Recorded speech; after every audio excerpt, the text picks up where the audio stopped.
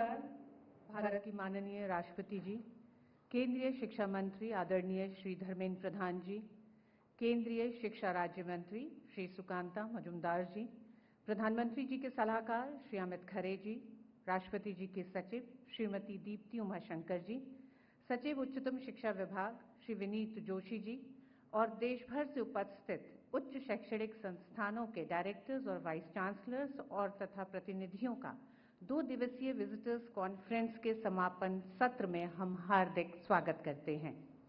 दूसरे दिन के समापन सत्र की शुरुआत हम देश भर से आए उच्च शिक्षण संस्थानों के बीच विभिन्न विषयों पर हुए 5 सत्रों की समीक्षा टिप्पणी से करेंगे।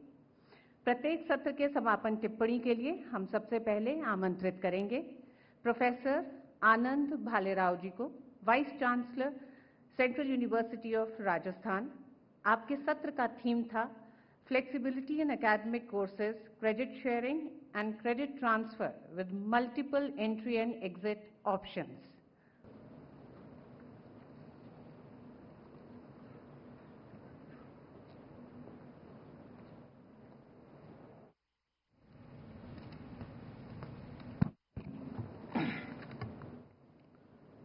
Honorable President, Honorable Education Minister, Honorable Minister of State for Education, Advisor to Honorable PM, Secretary Higher Education, Secretary to Honorable President.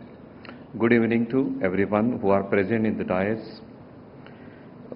Our session 1 was on flexibility in academic courses, credit sharing and credit transfer with multiple entry and exit options.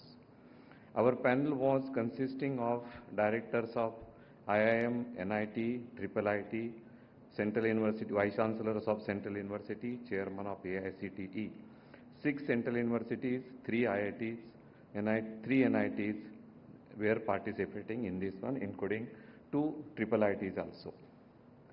Following are the takeaways from our discussion.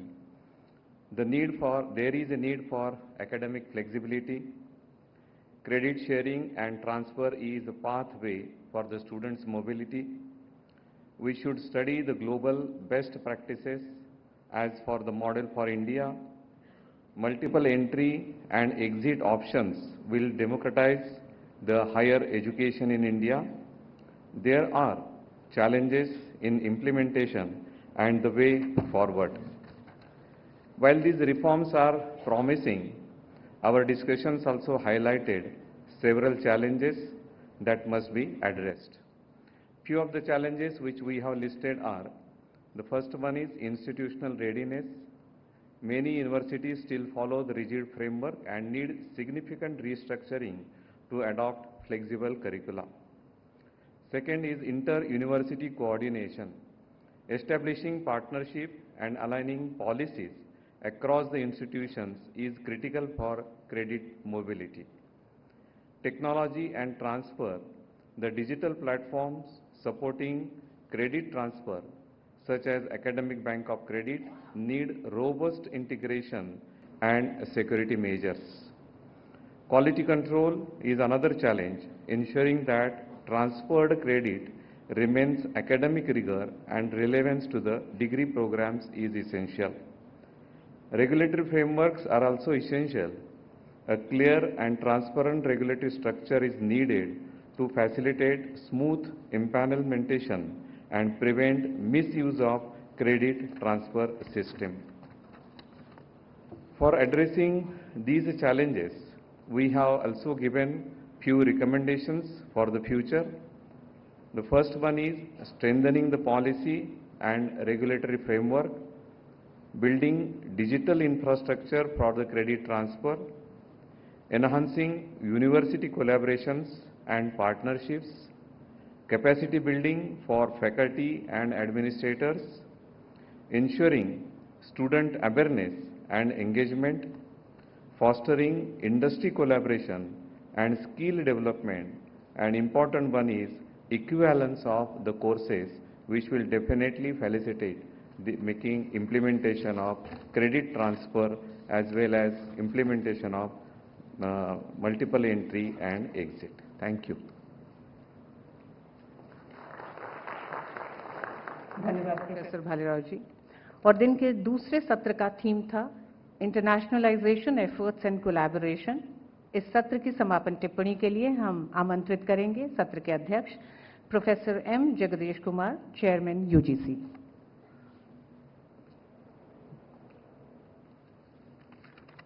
Honorable President of India, Honorable Minister of Education, Honorable Ministry of State, Education, Advisor to Honorable Prime Minister, Secretary Higher Education, and Secretary to Honorable President of India. Our session focused on internationalization efforts and collaborations.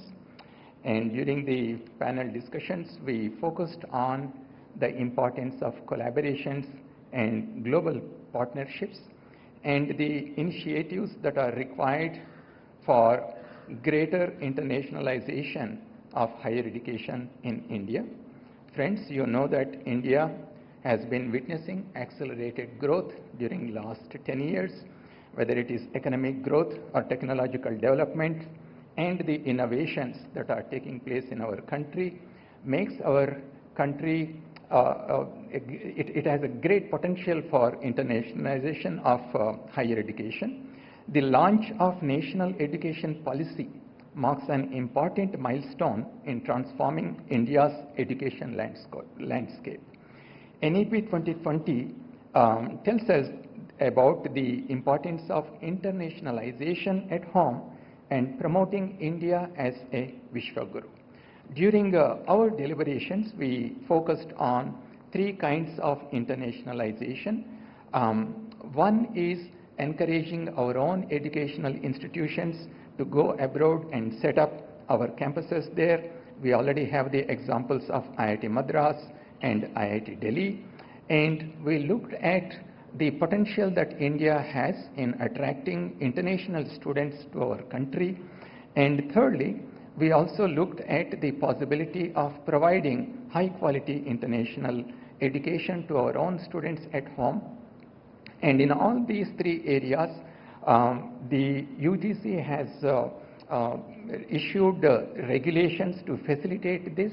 For example, setting up of the campuses of international institutions in India, twinning joint and dual degree programs. Many universities have already adopted this twinning joint and dual degree programs.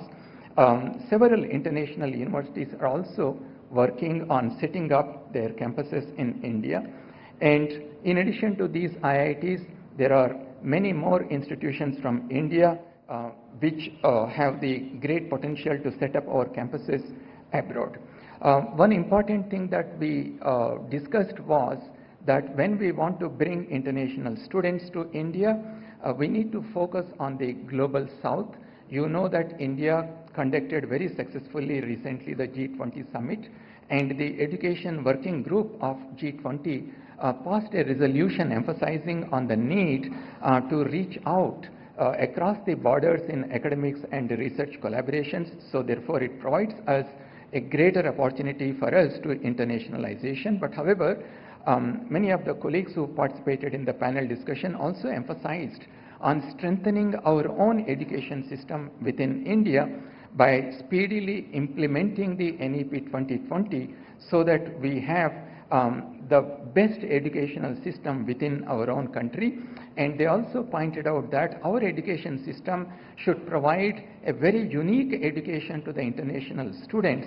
Only then we will be able to attract them. And one of the ideas that came is introducing, for example, Indian knowledge systems as part of our education, and also introducing more and more Indian study cases, such as recently we conducted one of the largest gatherings of humans on earth, Kumbh Mela. That could be a case study. The way we handled the COVID. So many more Indian case studies have to be introduced in our higher education system. And lastly, we all felt that there is a greater need for branding our higher educational institutions. Groups of vice chancellors and heads of educational institutions should visit some of these countries in the global south and promote our higher education. And lastly, the alumni also play an important role. Therefore, we should connect with our alumni in promoting our Indian higher education at the international level. Thank you. Thank you very much. धन्यवाद sir. और दिन के तीसरे सत्र का theme था translation, research और innovation. इस सत्र के कंक्लूडिंग रिमार्क्स के लिए हम आमंत्रित करते हैं professor Govindan Rangarajan, director, Indian institute of science, IISc, Bangalore. Sir.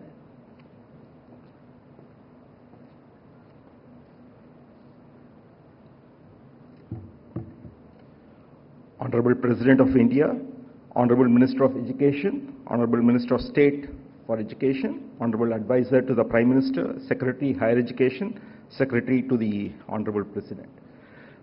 It's my pleasure to present you the summary of the discussions which have taken place on translational research and innovation. The first slide just to tell you that the variety of people who are involved. Here I wanted to show the schedule to show that we adopted a slightly different way of doing this discussion. We crowdsourced the ideas from the panelists. So we found out what are the main challenges that their institutions face in doing translational research and innovation. And the questions we addressed were based on those. So as far as translational research and innovation, we all know that this is a process of taking discoveries, fundamental scientific discoveries and ideas to products and applications that benefit the whole human race. And these are various steps involved. I won't go through those steps. So let me go to the next slide. Next please.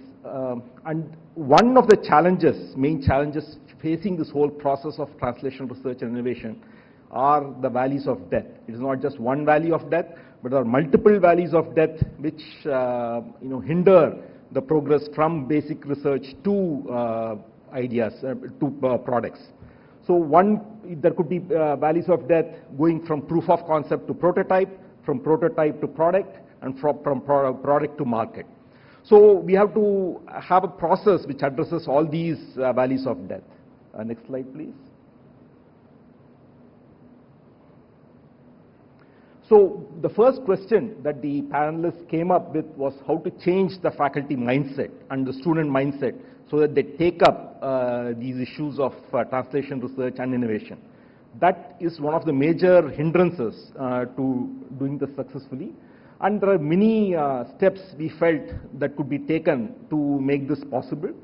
Things like promotion criteria, where you include translation research and innovation as one of the criteria.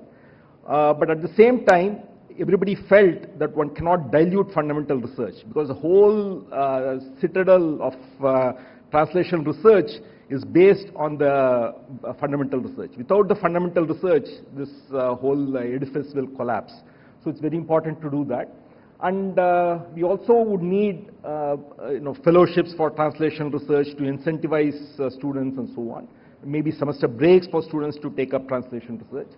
And equally importantly, the last one is using AI tools. I think this is something which is not being fully used for research. Many people are using it for trivial things like writing essays, poetry, and things like that. But more and more, the AI tools should be used as an aid for research. I think that is something which there should be an increased focus from all institutions. And other question we addressed was how to build the necessary ecosystem. Because we are very bright people, bright faculty, bright students. What is preventing them from doing translation research and innovation? It's one hindrance is the ecosystem. So, for example, you would need large-scale funding to promote translational research. As has been often said, probably the whole research funding should go up to 2% of the GDP. And very important is a special focus and attention for central universities. They typically do not have sufficient funds to set up incubators because their fees are low. They don't have enough internal resources to set up these things. So we need to give special attention to supporting the central universities and second-tier CFTIs. And we should also identify long-term challenges. And there are many others like patenting office, etc., which are common among some of the well-established institutions. but they are not so common in other institutions. So I think this is something which tells you that these are things, policies, etc., which should be adopted across all institutions. And they would need financial support. Without financial support, it may not be possible for them. So let me go to the next slide. And the other third hindrance was how do you attract and partner with industries? Because industries tend to mistrust the academia. They feel that they are confined to their ivory towers. They don't come out and interact with industry. So what we need is to get industry-defined problems for student and research projects, maybe have guest lectures by industry professionals, establish world-class research facilities that industry can use, because especially if you look at MSMEs and so on, they can't afford research facilities. So if you establish very strong research facilities in these academic institutions, they'll come forward to interact with the academia. And it's not that every institution has to do translation research. You need institutions maybe which focus on basic research, others that focus more on translational research, but there should be a gradation. It's not one size fits all. And you should also build the track record with industry and make sure that any success stories that emerge are well documented and distributed to all institutions so that everybody can learn from these success stories. I think otherwise everybody tries to reinvent the wheel. So these are some of the major questions that we addressed here. Next slide, please. So I'll end with this. So in the innovation ecosystem, there are four partners. One is the government, which provides the funding and regulation. You have the institutions which provide R&D. Then you have the industry, which provides manufacturing and marketing. And of course, even now a lot of research also. And society, most important, which provides us problem definition and solution validation. But these are not sufficient. You also need startups and ventures, incubators, which will create all these startups. You need accelerators for the startups to gain a market entry. You need investors to scale up and sustain, and you also need media for promotion and branding. So we need all these various factors to come together so that we can have a very successful translational research and innovation ecosystem. Thank you. धन्यवाद professor Rangarajan ji.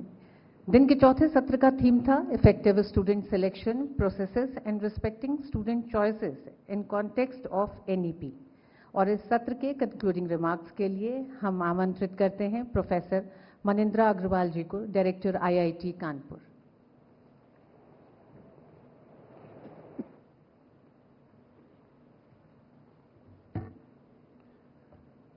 Honorable President of India, Honorable Minister of Education, Honorable Minister of State of Education, advisors to the Honorable Prime Minister, Secretary to the President of India, and Secretary of Ministry of Education. It's my pleasure to bring to you the summary of the discussion we had earlier in the day today. Our topic had covered two aspects of it, which is how do we select students to our academic institutions, and also once they come in, what are the choices available to them, how do we facilitate or enable them to choose better. So we have split our thought process into these two segments, and for each we have identified certain challenges and made certain suggestions. Next slide. So coming to the effective selection of students, the challenges are manifold, particularly when we look at the undergraduate program that we run. There are way too many entrance examinations. Coaching has become a real burden on our student body, leading to a lot of stresses, neglection of the school education. There is also questions that as to do we really need very specific subject-based examinations. Many of the institutions are hampered by late declaration of results. And another challenge which is specific to rural and northeast region is how do we mainstream those students? Some suggestions that we have for that is, the key one is lowest taking of examination. No examination should be is very high stake. Now when coming to the specific requirements from Northeast student, we learned that in certain NITs located in that region, they are unable to fill up the seats reserved for this region because the 75% cutoff is not being met by many. So that is something that may be considered specific to those regions. Now coming to low taking of examination and reducing the burden of coaching, this was part of recommendations of NEP also, that we should aim to transition to loft or linear on-the-fly testing model, which is essentially an aptitude-based test, which can be adaptive so that it can be taken anytime, anywhere by students. There are a number of studies for SAT, which is a similar examination, which show that after 30-40 hours of coaching, the impact of coaching becomes minimal. So that will certainly help reduce the impact. Next slide, please. Okay, now coming to the student choices when they enter. With the advent of NEP, a number of institutions have enabled various exit options for the students, but the entry options are still not that many. In fact, the previous speaker alluded to and have made certain recommendations, so I'm not going to repeat that. We have a very wide variety of institutions, from very small ones with a small body of students to large universities having 50,000 plus students. So one size or one prescription cannot fit all, because the problems faced by large universities are very different from the small institutions. So particularly the large universities are even struggling with the basic infrastructure. So for them, a more immediate concern is how to enable the basic facilitation to the students. So they also have faced the challenge that many, even though they bring in innovation in the curriculum, the students are not ready to avail of them because, for example, UPSC is still focusing on traditional subjects and not looking at the new age subjects. So a lot of students in the universities tend to focus on the traditional subjects. Regular evaluations is also very time consuming for large systems. And also this have a challenge in terms of selection of faculty, because a number of restrictions of what should be the background of the faculty that can be recruited, and evaluation also suffer from challenges. Next. To address some of these key issues, one suggestion is to use AI in evaluation. When we do want to do large-scale evaluation, today we have AI-based tools which can significantly speed up these evaluations. For smooth movement of students from one institution to another, the academic bank of credit is already in the place. It needs to be enabled even more to ensure it. Courses should be, as much as possible, be allowed to be taken up in hybrid mode to reach out to a much larger body of students. And institutions, given that as a whole, as a country, we have resource constraint, so as much as possible, institutions should share resources. If there is a specific course being offered at one institution, it should be possible to offer it to the students through the other institutions as well. Finally, coming to other broader challenges that we face our system today, one of the biggest one is the mental health.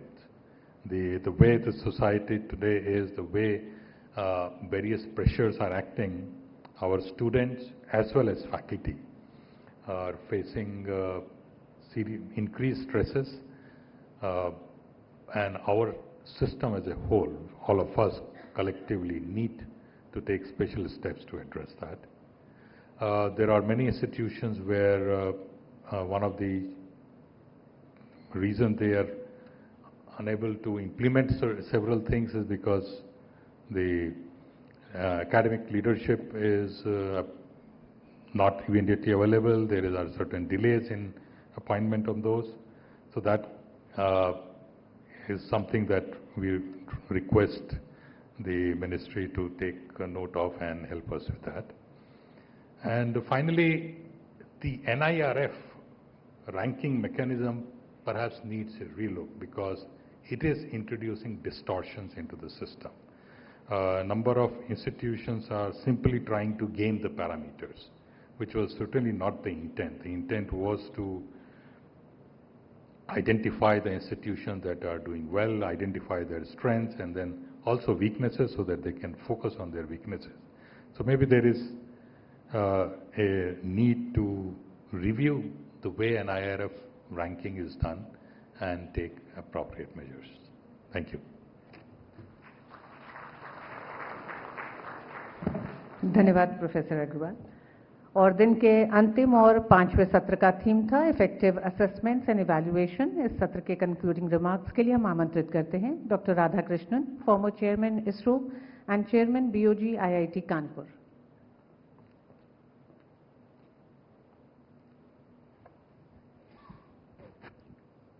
Honorable President of India, Honorable Minister of Education, Honorable Minister of State Education, distinguished advisor to Honorable Prime Minister, Secretary to Honorable President, Secretary Higher Education, eminent academicians.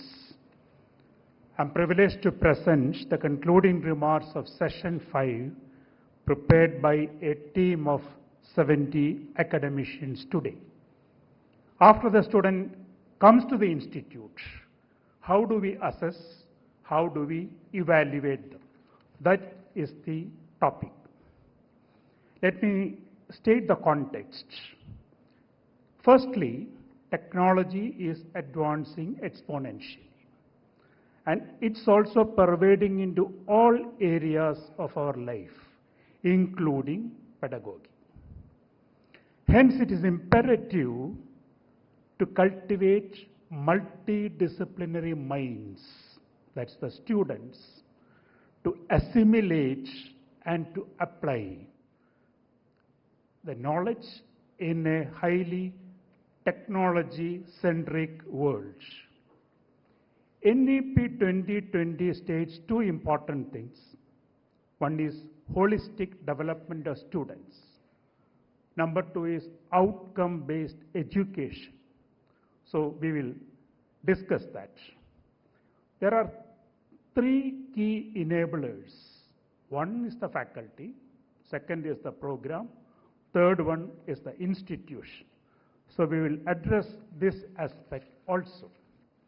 When we talk about the facets of holistic development of students, there is an intellectual part, there is an aesthetic part, there is a social and physical aspect, and extracurricular activities like sports and arts which have to get into it.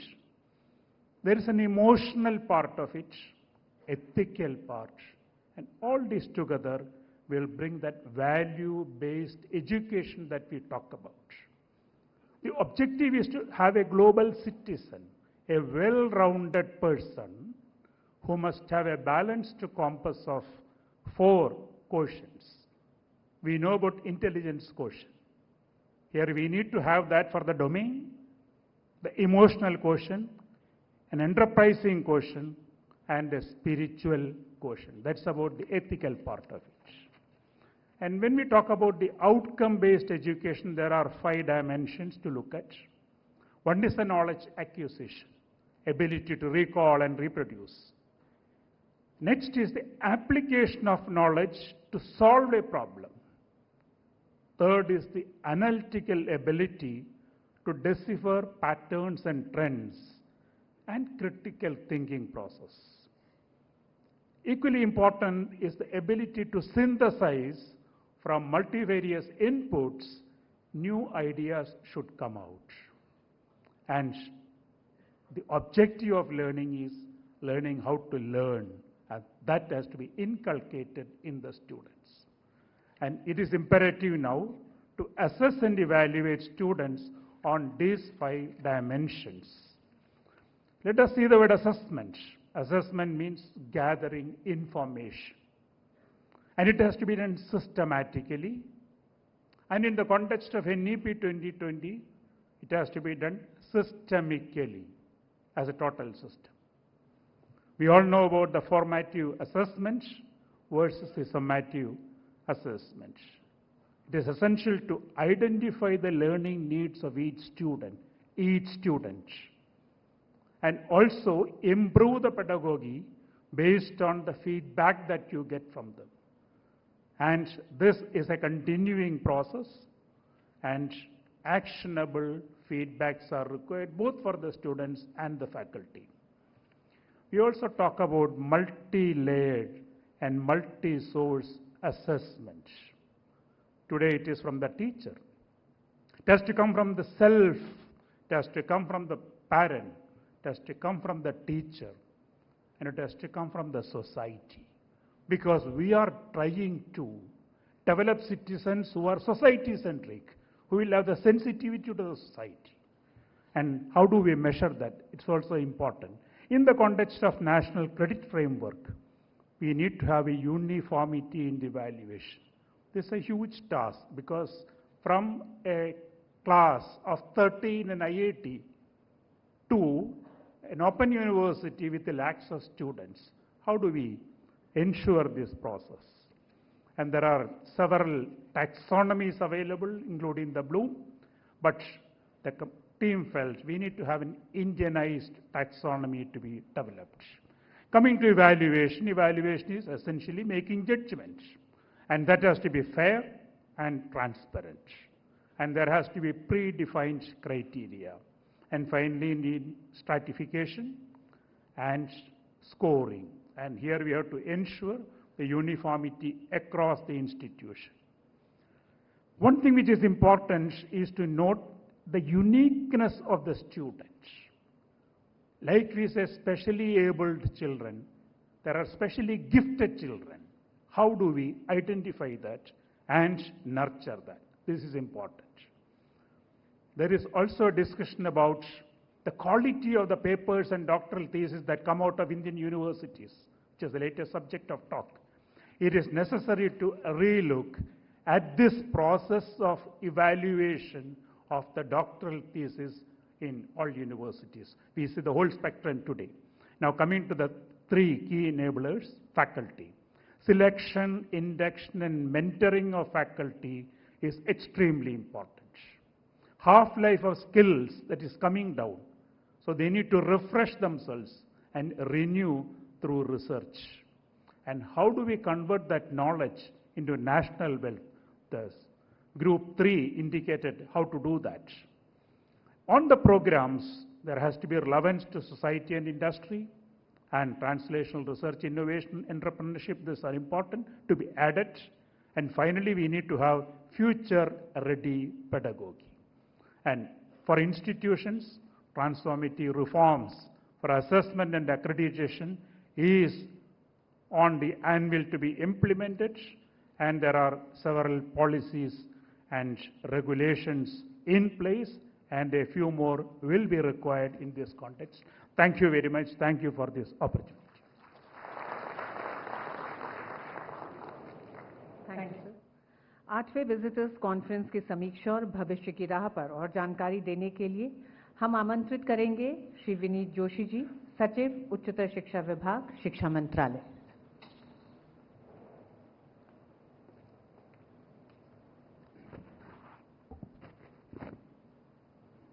Honorable President, Honorable Minister of Education, Honorable Minister of State for Education, Advisor to Honorable Prime Minister, Secretary to Honorable President, Vice Chancellors, Directors and esteemed guests.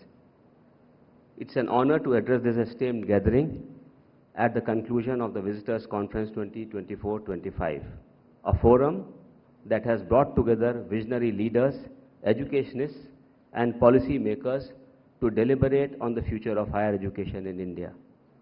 The National Education Policy 2020 is a transformational reform rooted in ancient Indian principles that uphold the pursuit of knowledge, wisdom, and truth as the highest human goals. Built on the 5 key pillars: learner-centric education, digital learning, academic research and internationalization, industry-institute collaboration, and Indian knowledge system, the NEP 2020 envisions a holistic, inclusive, high-quality, and accessible education ecosystem. In the last 2 days, we have deliberated and explored various facets of NEP 2020 spread across the sessions on the 5 core thematic areas relevant to the need of present issues and challenges. The first session, as we saw, highlighted the importance of flexibility in academic courses and transfer of credits in a multiple entry and exit system. The core objective of this theme was to empower students with a well-rounded, multidisciplinary education by seamlessly integrating diverse domains such as humanities, sciences, and skill-based learning. The multi-entry and exit system is envisaged to facilitate the movement of students within academic and skill development institutions and to allow them to transition between academic and professional journey as and when needed. Enabled through the academic bank of credits that facilitates seamless credit transfers through APAR ID, students now have unprecedented flexibility in their academic journey.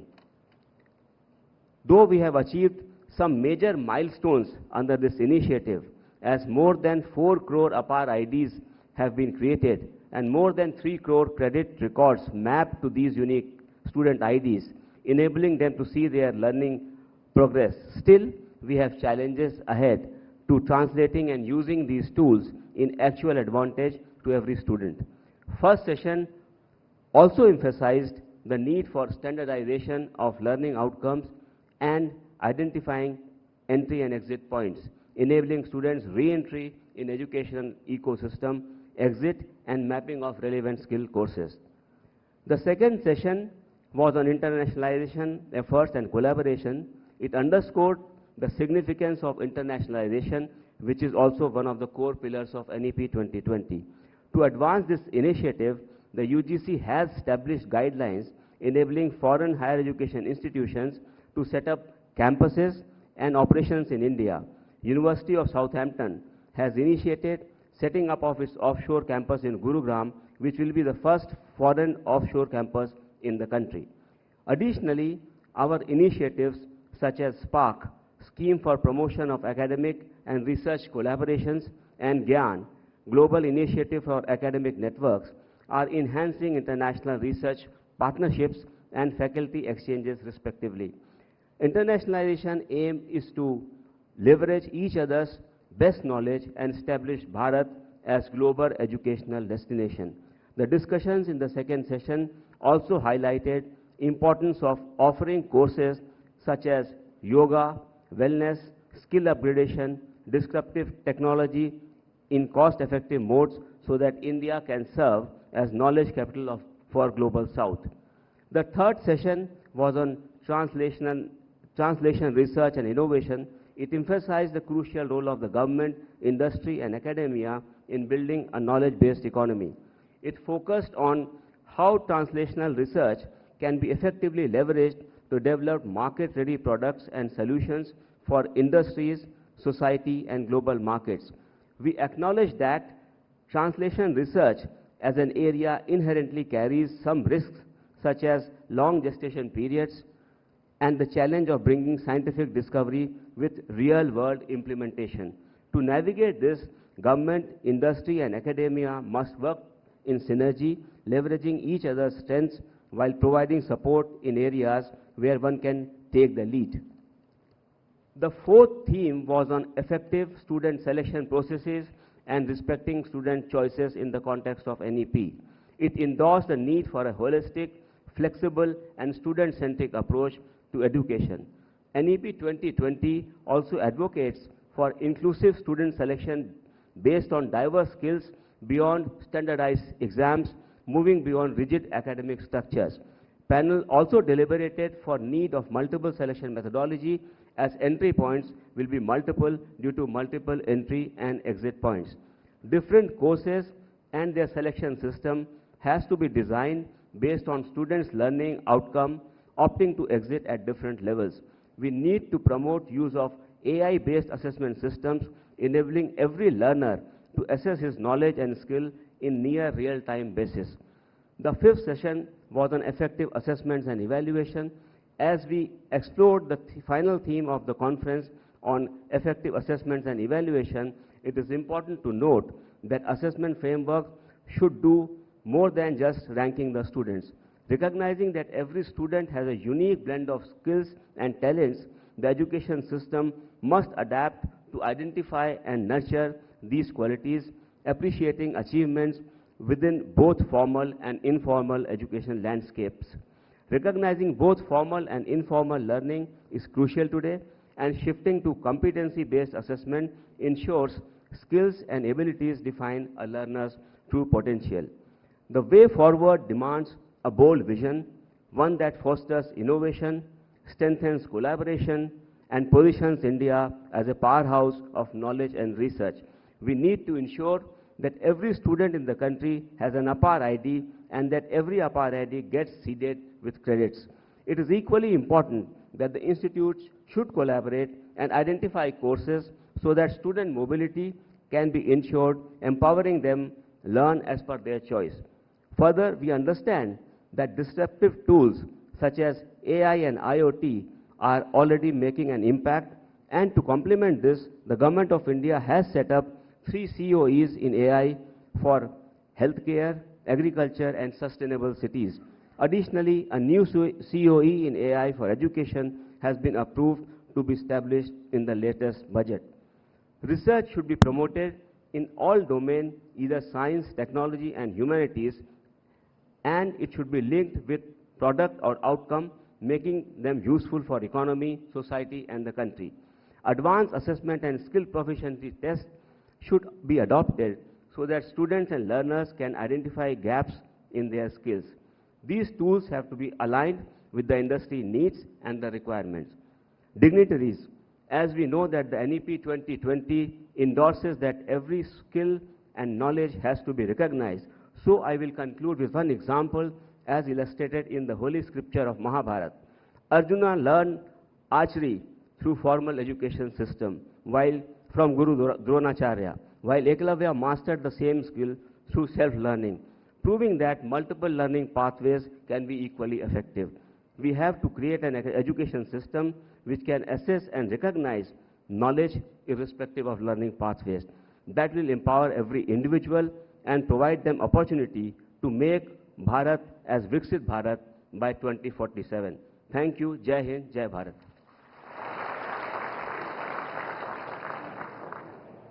धन्यवाद सचिव महोदय। और अब हम केंद्रीय शिक्षा मंत्री श्री धर्मेंद्र प्रधान जी से समापन संबोधन के लिए अनुरोध करेंगे।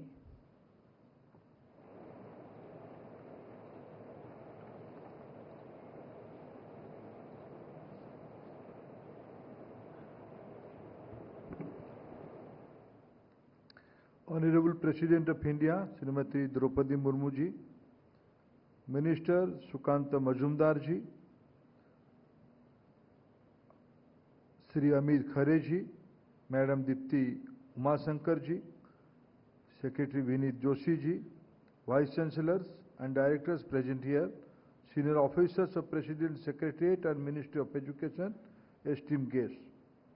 As we assemble here for the concluding session of this two-day conference, I extend my heartfelt gratitude to Honorable President of India for her words of inspiration while inaugurating the conference yesterday.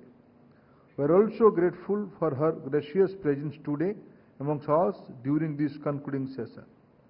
I take this opportunity to acknowledge the active participation of each one of you in the 5-panel discussion held today.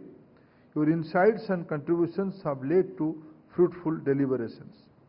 We have heard diverse perspectives today, and I assure you that every viewpoint shared will be valued. Panel of chairmen of respective sessions have already presented the key takeaways from their sessions. I will share my thoughts on the overall direction of our deliberations and the nation-building interface of our institutions. Friends, today among us, we have representatives from three key bodies: leaders of 184 of our nation's premier institutions, representatives from the government, most importantly, the apex level, the Honorable President of India, who serves as the visitor to these institutions. But what we are missing in this gathering are our students, who are the very backbone of our education system. I believe that education cannot flourish without its most important stakeholders, our students. They are not just recipients of knowledge, but the very foundation on which our education system stands. It is essential that we never lose sight of the students' interests. Investing in their education, equipping them with the right skills and empowering them to dream big and also help them achieve their dream is not just an academic obligation, it is our duty to the nation. You all as leaders have an important role to play in this direction. As our Honorable Prime Minister Shri Narendra Modi ji has often emphasized, our mantra must always be nation first. And what greater service there is to nation than strengthening the very foundation of that will shape its future. This is guiding principle is reflected in the transformative policies and initiatives from Swachh Bharat Abhiyan, which has improved public health and sanitation, to Beti Bachao, Beti Padhao, which has championed the cause of girls' education. The Jal Jeevan Mission, which has ensured access to clean drinking water. Every initiative has been a step towards empowering our citizens and strengthening our nations. Under the visionary leadership of our Honorable Prime Minister Modi ji, the farmers, the women, the youth and the poor have remained at the heart of the government's policy and priorities. From women-led development to women-led development, our government has changed the focus and orientation towards issues facing women. We have passed the historic Nari Shakti Bandhan Adhiniyam to ensure that 1/3 of the seats in the Lok Sabha and state legislative assemblies are reserved for the women. On the economic front, our government has undertaken bold and transformative reforms to drive inclusive growth and empower every citizen. The Pradhan Mantri Jan Dhan Yojana laid the foundation of financial inclusion at an unprecedented scale, ensuring that even the most marginalized section of society have access to the banking services.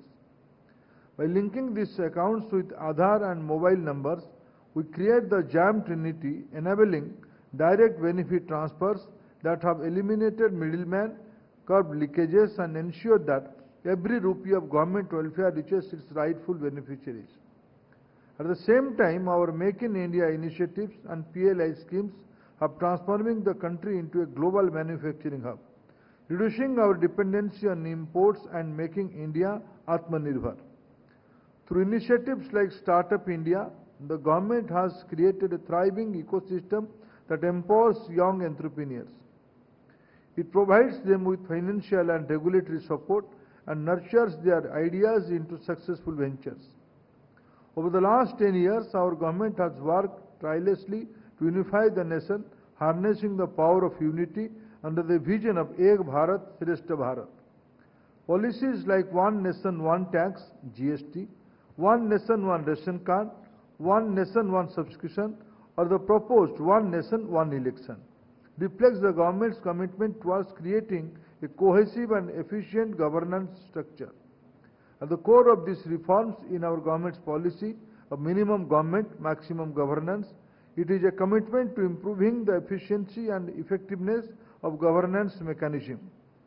Structural re-engineering is being done across the government along with consolidation and merger of public sector banks, rationalization of the number of tribunals, introduction of new labor code, consolidating 13 labor laws, repeal the redundant and obsolete laws, among others, are the highlights of the government's action in improving the efficiency of the system.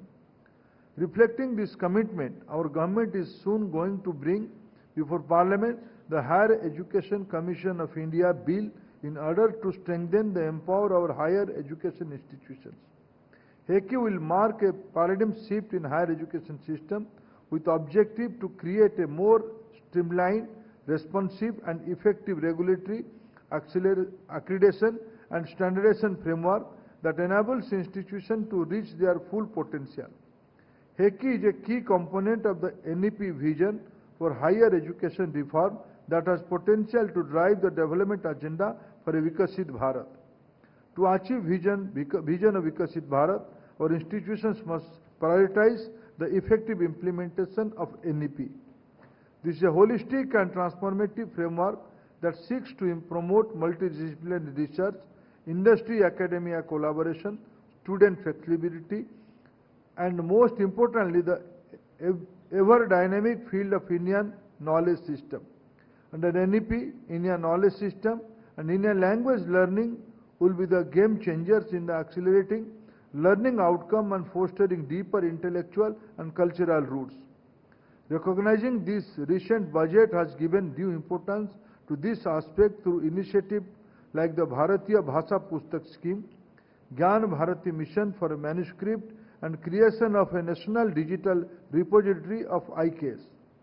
Efforts have been made to ensure that education remains rooted in our culture and ethos and at the same time futuristic to meet the demands of 21st century.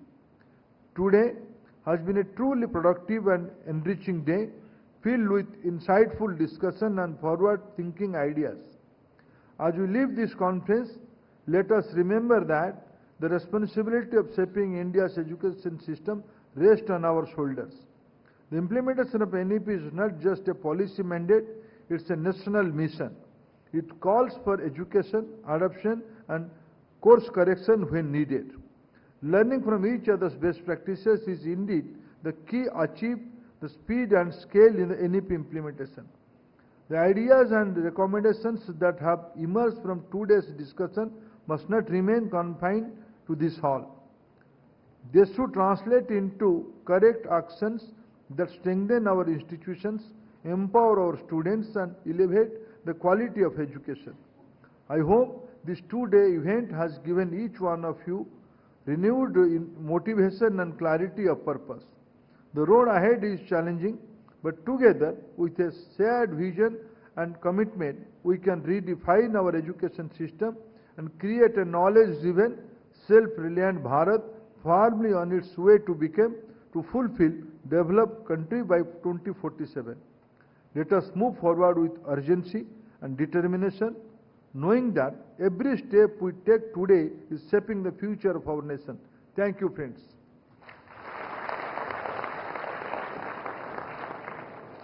धन्यवाद मंत्री महोदय। अब हम 8वें visitors conference के concluding remarks के लिए माननीय राष्ट्रपति जी को सादर आमंत्रित करेंगे।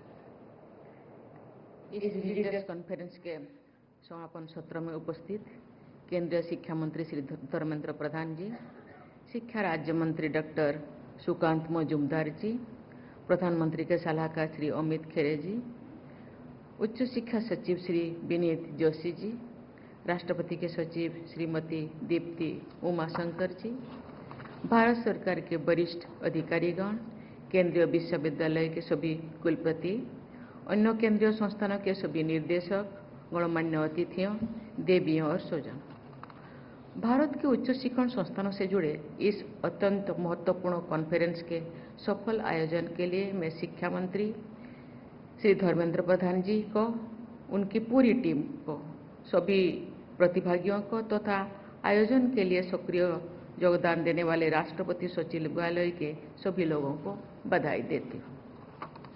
इस कॉन्फ्रेंस के लिए चुने गए विषयों पर हुए विचार मंथन का सारांश सुनकर मैं कह सकती हूँ कि उच्च शिक्षा से जुड़े अत्यंत महत्वपूर्ण आयामों पर उपयोगी निष्कर्ष निकले हैं।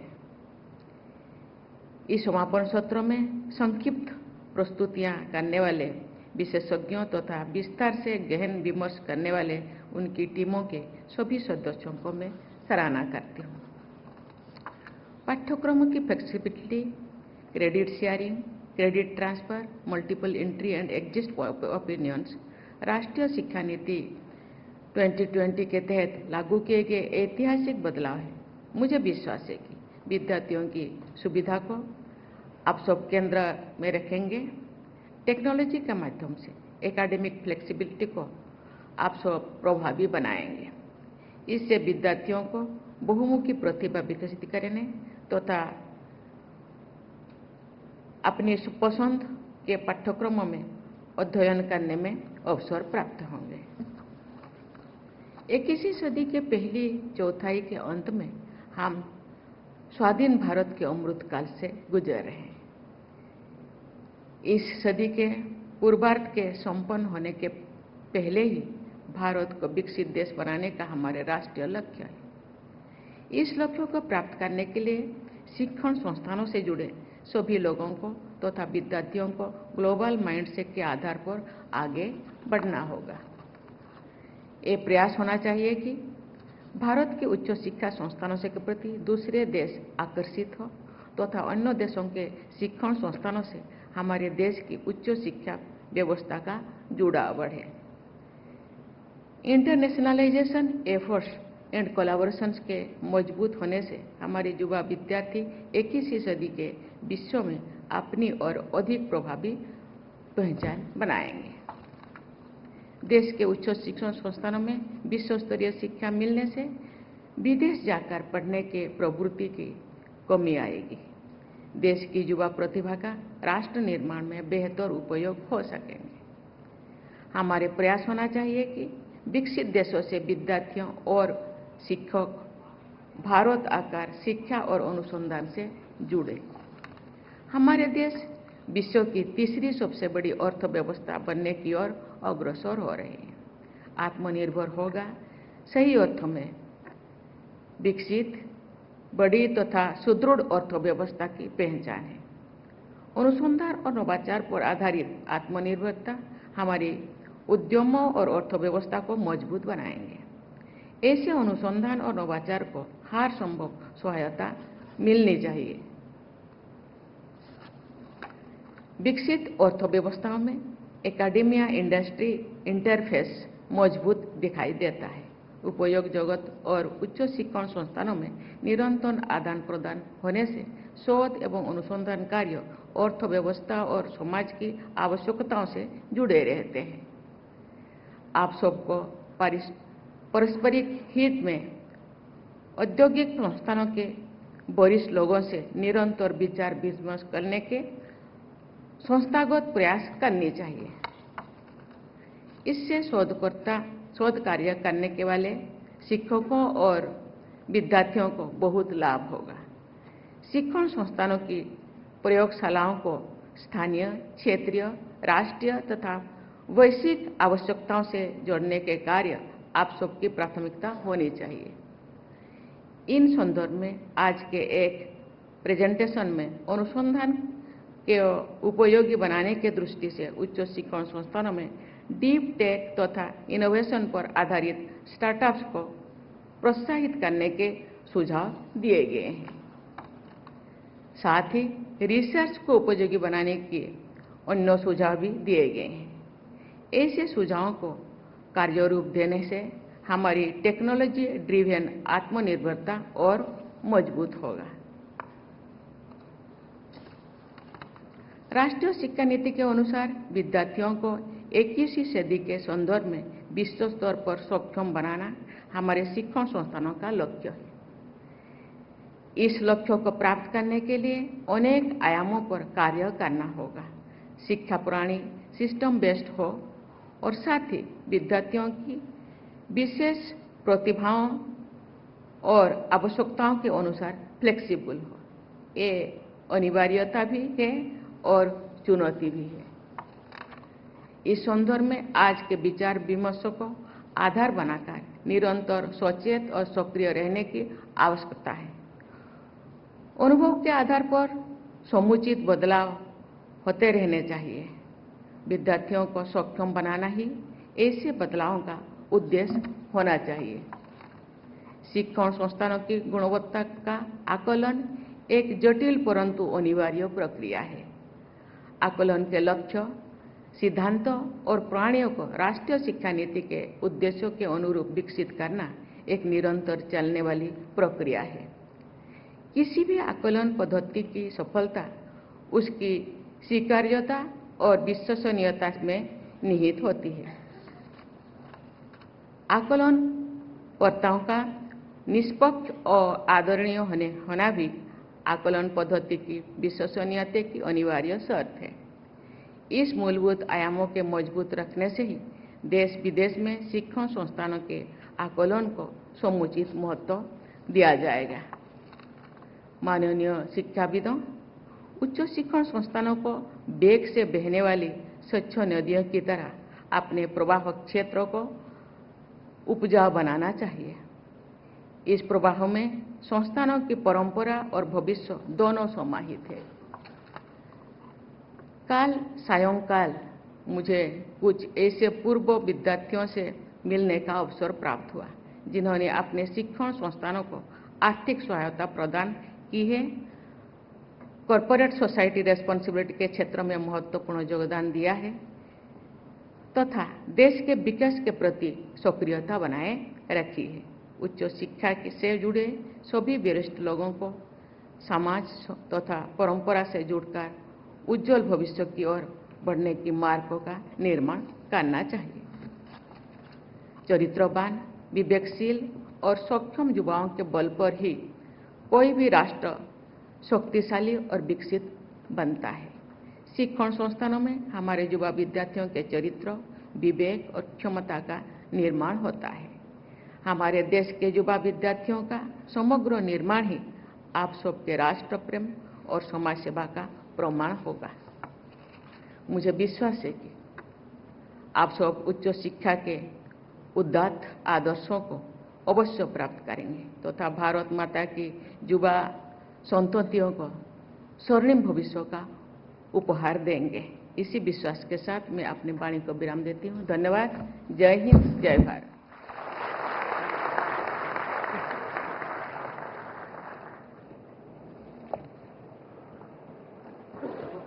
धन्यवाद ज्ञापन के लिए हम केंद्रीय शिक्षा मंत्री डॉक्टर सुकांता मजूमदार जी को आमंत्रित करेंगे।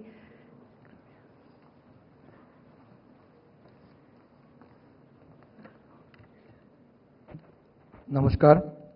Shrimati Draupadi Murmu ji, honourable president of India, Shri Dharmendra Pradhan ji, honourable education minister, Shri Amit Khare ji, adviser to honourable PM, Shri Vineet Joshi ji, secretary higher education, Shrimati Deepti Umashankar ji, secretary to president, other officials of government of India, vice chancellor, directors, academicians and participants.